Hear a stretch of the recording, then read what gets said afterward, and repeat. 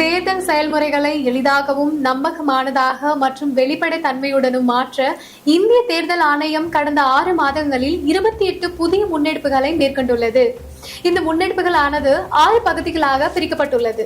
அரசியல் கட்சிகளுடனான இணைந்த செயல்பாடுகள், தேர்தல் முறைகளுக்கான தூய்மைப்படுத்துதல், தொழில்நுட்பத்தின் பயன்பாடு, வாக்காளர் பட்டியலின் துல்லியம், வாக்களிப்பதை எளிதாக்குதல் மற்றும் திறன் மேம்பாடு ஆகியனவாகும். இந்த காணொலியில் இந்திய தேர்தல் ஆணையத்தால் பதிவு செய்யப்பட்ட அங்கீகாரம் பெறாத அரசியல் கட்சிகளில் தற்போது செயல்பாட்டில் இல்லாதவற்றை பதிவு செய்யப்பட்ட கட்சிகளின் பட்டியலிருந்து நீக்கம் செய்ய மேற்கொண்ட நடவடிக்கைகளை பற்றி காணப்போகிறோம்.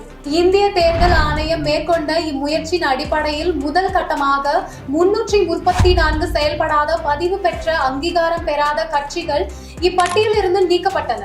இந்த நடவடிக்கையானது கடந்த 2019 முதல் ஒரு தேர்தலில் கூட போட்டியிடாத அரசியல் கட்சிகள் மீது மேற்கொள்ளப்பட்டது. தற்சமயம் 2ஆம் கட்டமாக 476 அரசியல் கட்சிகள் அடையாளம் காணப்பட்டு அவற்றில் 474 கட்சிகள் பதிவு பெற்ற கட்சிகளின் பட்டியலிலிருந்து நீக்கம் செய்யப்பட்டுள்ளது. தமிழகத்தை பொறுத்தமட்டில் இதுவரை அத்தகைய 64 அரசியல் கட்சிகள் நீக்கம் செய்யப்பட்டுள்ளன. இது போன்ற இந்திய தேர்தல் ஆணையம் தொடர்பான மேலும் புதிய தகவலுக்கு எங்களது அனைத்து சமூக ஊடக தளங்களை பின்தொடரவும் மற்றும் சப்ஸ்கிரைப் செய்யவும்.